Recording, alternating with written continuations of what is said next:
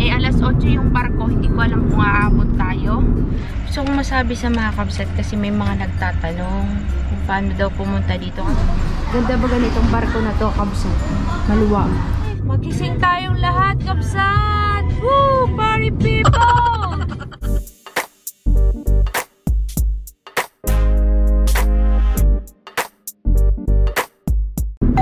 Hi kakabsat! Welcome back sa ating vlog! We're so back! You're back?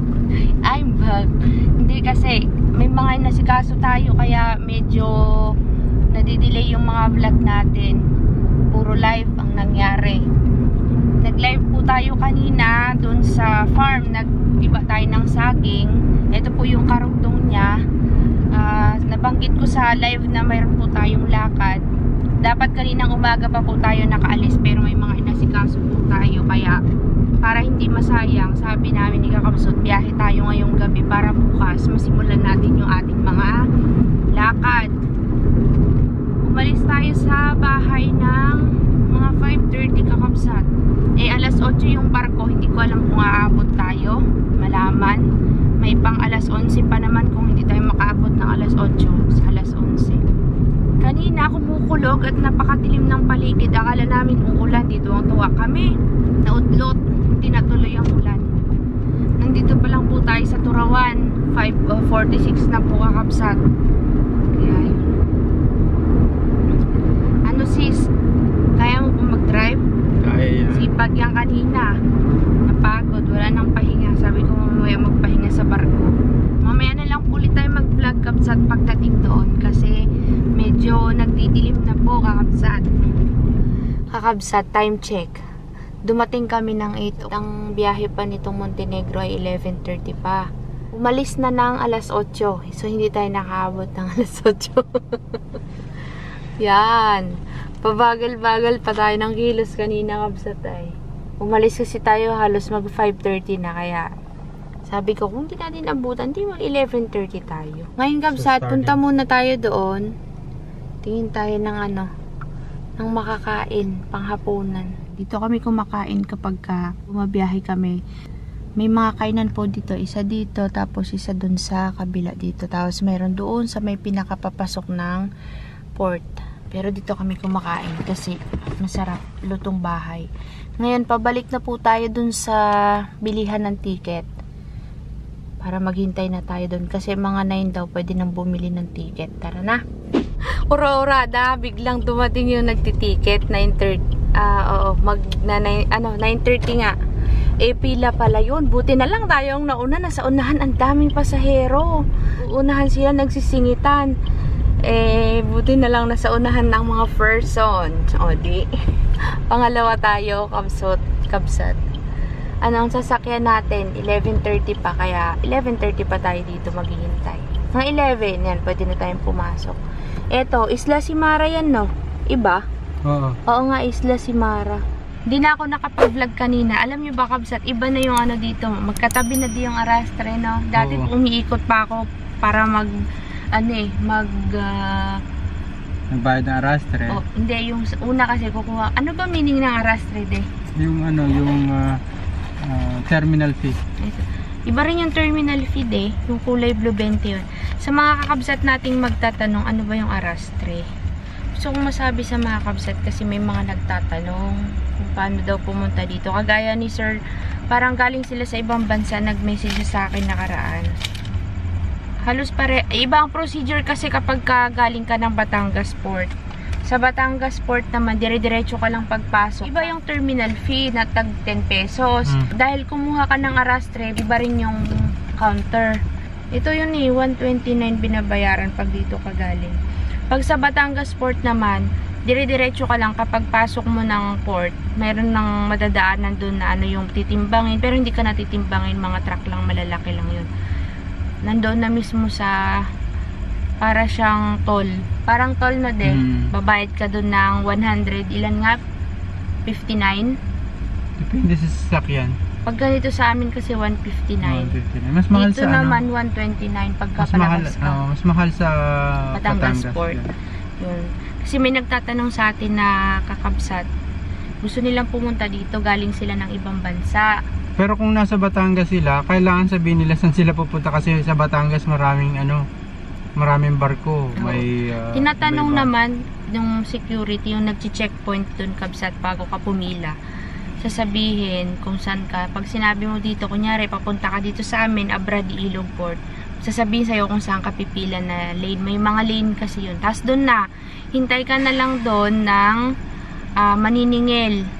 Di ka na pupunta-punta kung saan-saan para magbayad. Yun nga lang, paunahan din sa pila. Dito naman sa Abradi Ilog, pag palabas ka, magbababa ka, babayad ka. Iba rin yung pinuntahan natin kanina na pinaghintuan natin para maghintay ng mga nagtitiket.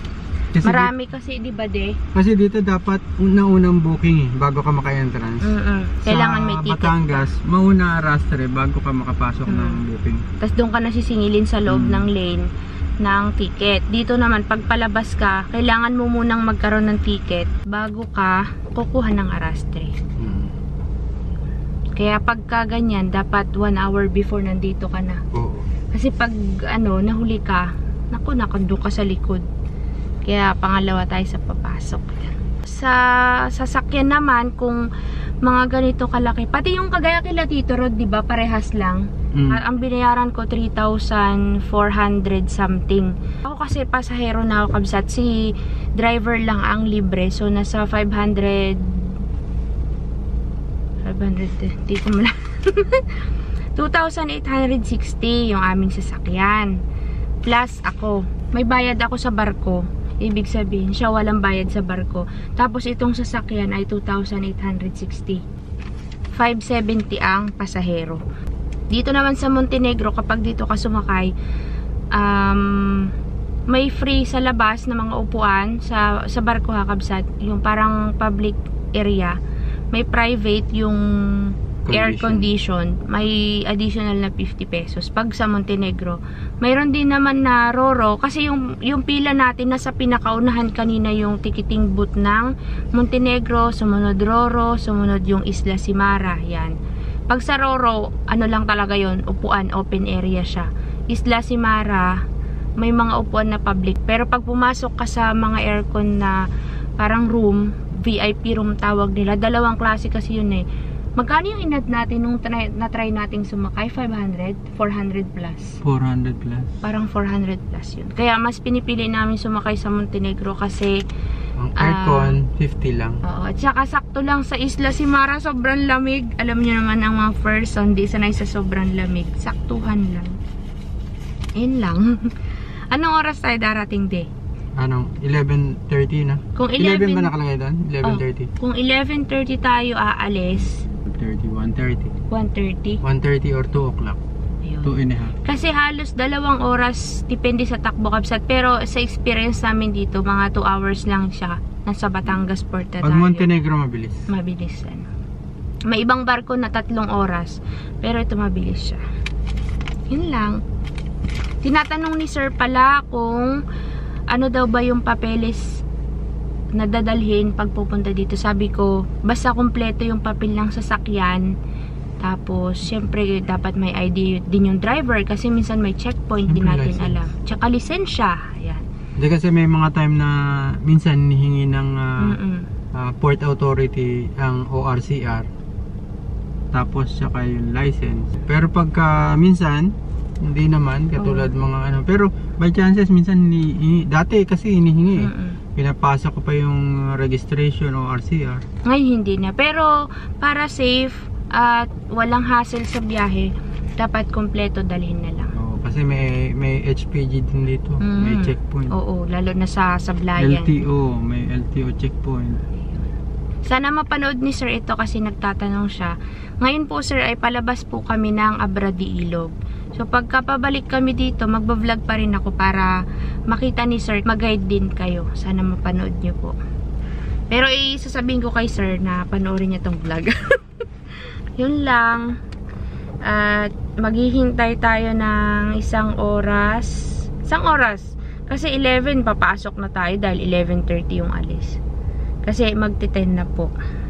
Ay, anong oras naman tayo darating ng Cavite? 3 hours? From Batangas? Lalay lang tayo sa Skytoll.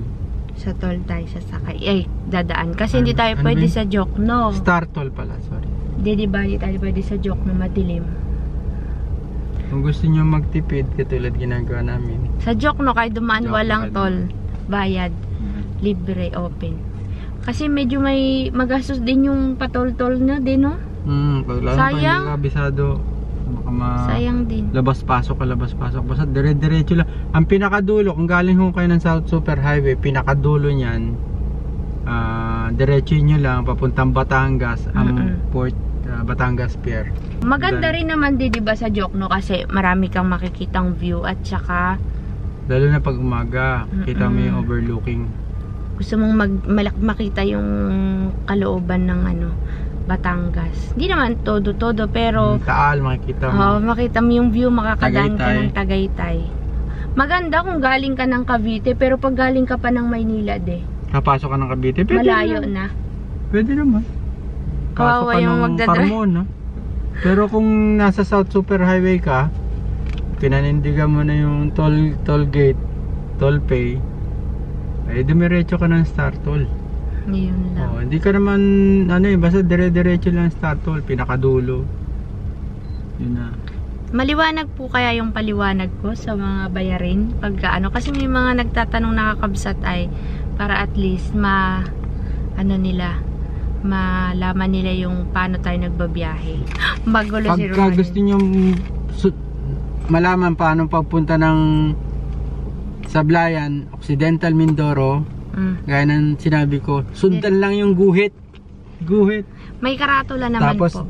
Unang Jollibee na makikita nyo, Sablayan yun. Wala na hong ibang Jollibee.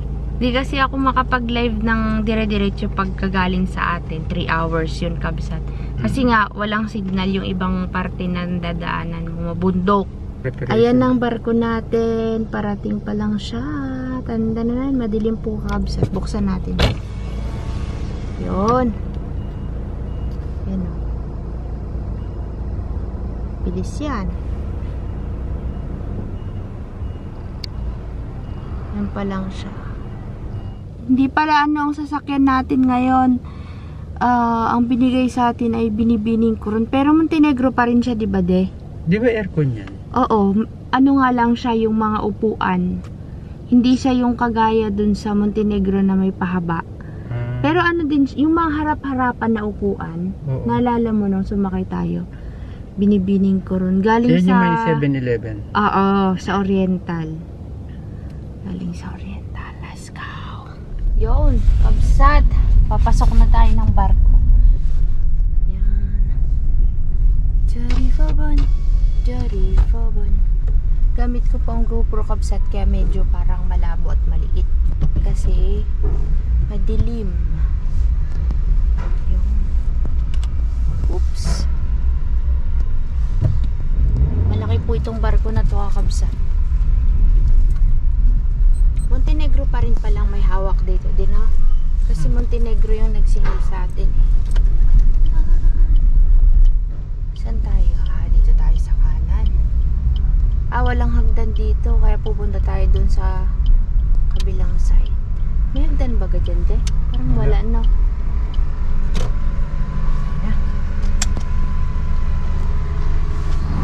Aakyat na tayo sa taas, kabsat. Pero let's bilisan natin. Saan tayo, De? Sa kaliwa, sa kanan? Sa kaliwa, sa kanan tayo. Kahit saan. Luwag na, De. Ilang sasakyan makakasakay dito? Madami. Oops. Yan, susunod na yung truck. Ito tayo, guys.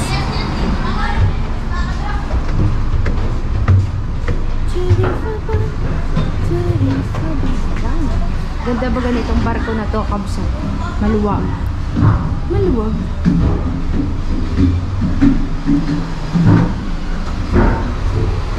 Kaya, dito ako na sa loob.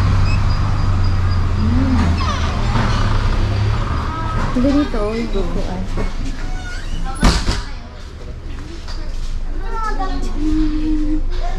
Tayo sa unahan.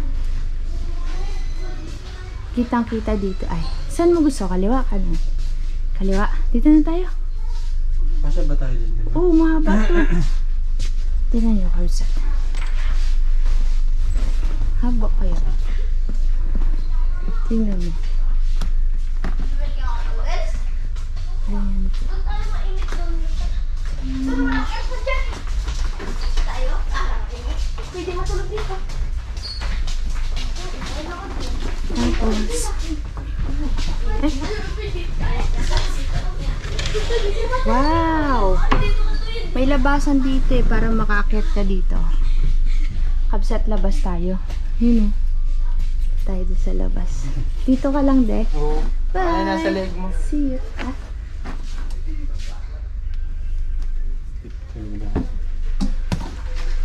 Labas tayo, kabsat. Sabi mo din.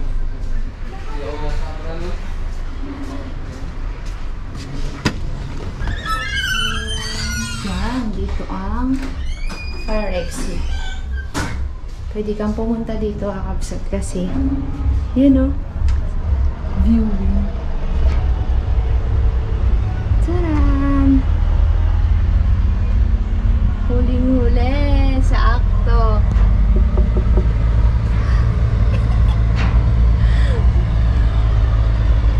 Sana malinaw to, kakabsat. Ayun.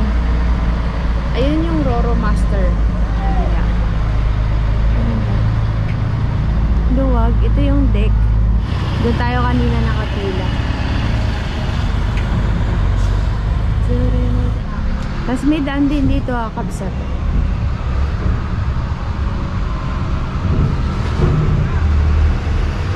Ayun yung packet sa taas.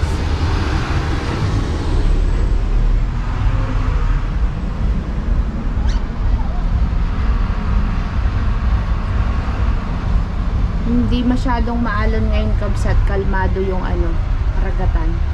Kalmado yung karagatan. Pasok na tayo.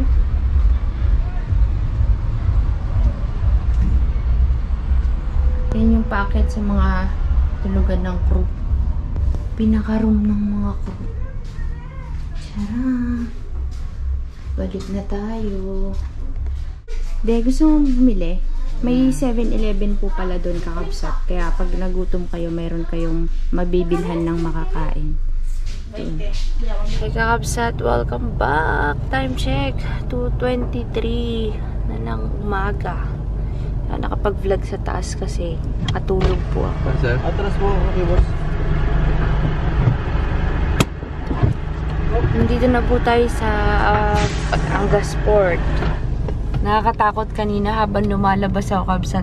Alam mo kung meron kang panic sa, ano ba tawag dun sa, yung masikip na lugar de, kasi sisiksik ka eh, para makapunta ka dito. Anyway, pwede ka namang maghintay hanggang makalabas yung nandyan, saka ka bumaba, kaso lang, may iwan ka. Kaya siksik kami ni kakabsot. Marami pong ano, pasahero ngayon.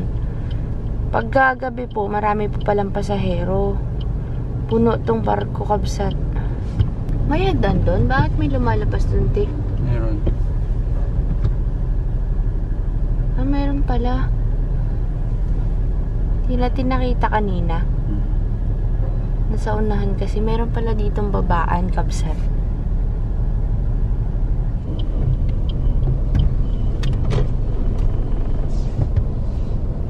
May hagdan nga. Hindi natin napansin. Dahil pala dito tayo bumaba kanina, de. Sumuot-suot pa kami, kakabsat dun. Ay, hindi namin alam. Naririnig mo yung in-announce, bawal humiga. Oo. Pero antok na antok ka, hindi ka pa rin umupo. Wala namang bumangon. From Sablayan to Cavite, ilang oras tayo? Ito total ko, kabsat, kasama yung mga hintay-hintay, pahipahinga natin. Oras ba tayo umalis? From 5 to 5. 5 to 5. Hindi kasi, hindi nga tayo nakahabol sa 8. So, nakahabol tayo ng 11 to. So, yung biyahe natin from 5 to 5. Kasi pagpalagay mo ng mga alas 5 tayo makarating ng Cavite. Kasi magto 2:30 na po. See you sa Cavite, kakabsat. Mag-stop over tayo mamaya sa sa mga kainan. Mahihiyang person. Kumain tayo, nag-breakfast tayo dito sa Jollibee at para makapag-CR ako. Narga na tayo sa Jokno daw tayo dadaan. Nag-decide si Kakabsut sa Jokno daw tayo dadaan. Mimintog na yung eyebag ko, de. Ikaw may eyebag ka? Ay, number 1. Number 1. Mas kinuumpa may eyebag na yun. Jokno tayo, kabsat. Let's go!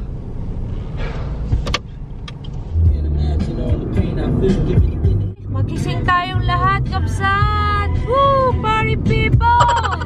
Nantok na kasi si Kakabsat. Kailangan nating magpagising. Tagaytay na tayo, kabsat! Alright! Every step you take, every time I stay. Sige!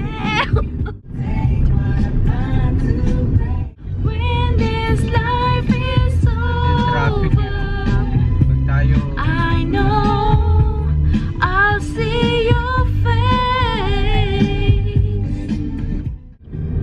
All the green fields, trees and mountains. Alright! flowers and forest fountains. Madali mga kabsat. Kakailap ang boses si Kakabsat. Lonely room Projects a shadow, skies and blues of the world outside.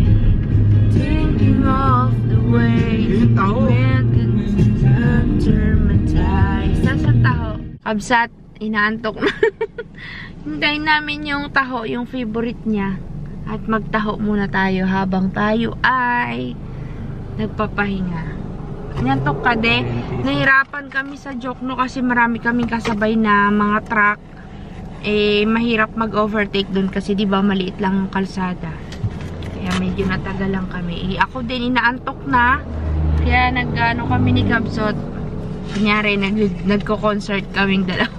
Sa Ayaw kanya. niya lumapit, natatakot siguro. Takot? Ayaw? Tara na. Hmm. Kakabsat, nandito na tayo sa Cavite at kanina pa, mga anong oras tayo dumating, de? 6. Mga 6.